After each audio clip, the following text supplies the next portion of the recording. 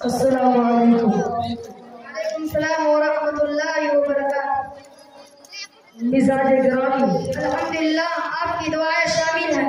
بڑی مدت کے بعد آپ کی تشریف آوری ہوئی، کافی دنوں کے بعد آپ سے نیاز حاصل ہوا۔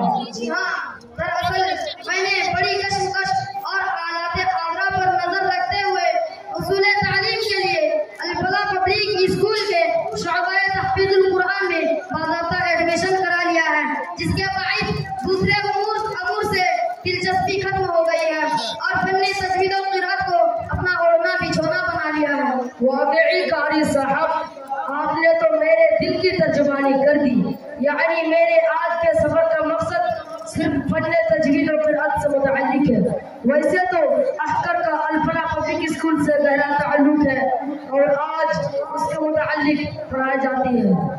میرا یہ سوال ہے کہ اکثر مدارس اسلامیہ میں فن تجوید و قرات پڑھائی جاتی ہے، آپ مجھے تفصیل کے ساتھ یہ بتائیں کہ تجوید کی ابتدا کہاں سے ہوئی؟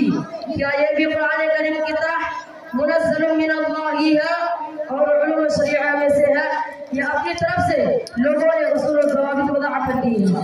اتنا میں بھی جانتا ہوں کہ قرآن کریم کو تجوید کے ساتھ پڑھنا واجب ہے۔ حقیقت تو یہ ہے کہ میں آپ کو سیدھا سادہ آدمی سمجھ رہا تھا، لیکن آپ نے بہت جامع اور تاریخی سوال کیا۔ خیر، آپ بالکل مطمئن رہے، آپ کے ہر سوال کا جواب دوں گا۔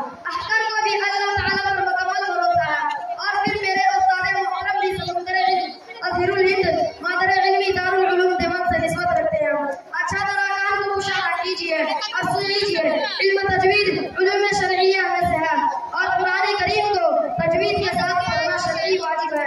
دیس کے بعد کے لوگوں کی ایجاد نہیں ہے، بلکہ منزل من اللہ یہ ہے، اور کیوں نہ ہو، جبکہ اللہ رب العزت نے اسی کلام اللہ شریف میں وَرَتِّلِ الْقُرْآنَ ترتیلا کے ذریعہ تاکید سے ترتیل و تجوید کے ساتھ پڑھنے کا حکم فرمایا ہے۔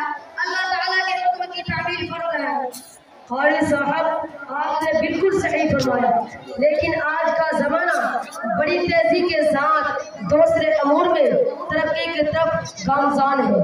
دینی تعلیم کی طرف گنے چنے لوگ نظر آتے ہیں، اور ان میں سے بھی بہت سے ایسے ہیں جو قرآن پڑھتے ہیں مگر تجوید سے واقفیت نہ ہونے کی وجہ سے قرآن کریم کو صحیح نہیں پڑھتے۔ تو ایسے لوگوں کے بارے میں شریعت کیا حکم دیتی ہے؟ تجوید کے خلاف قرآن کریم کو پڑھنے والا اللہ تعالیٰ کا نافرمان ہے، اور جو خدا تعالیٰ کی نافرمانی کرے یقیناً وہ گنہگار ہے۔ اس لیے اتنا علم تجوید سیکھنا جس سے قرآن پاک صحیح پڑھ سکے فرض عین قرار دیا ہے۔ واقعی یہ بات روز روشن کی طرح حیا ہے کہ جب تک کسی چیز کا مشاہدہ نہ کر لیا جائے اس وقت تک اس کے لطف اندوز کی حقیقت معلوم نہیں ہوتی۔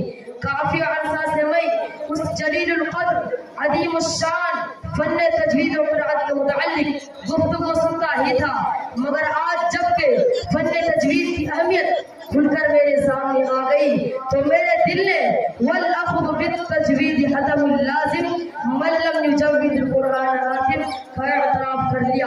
اللہ تعالیٰ سے دعا ہے کہ باری تعالیٰ ہمیں بھی قرآن کریم کو تجوید کے ساتھ پڑھانے کے توفیق عطا فرما۔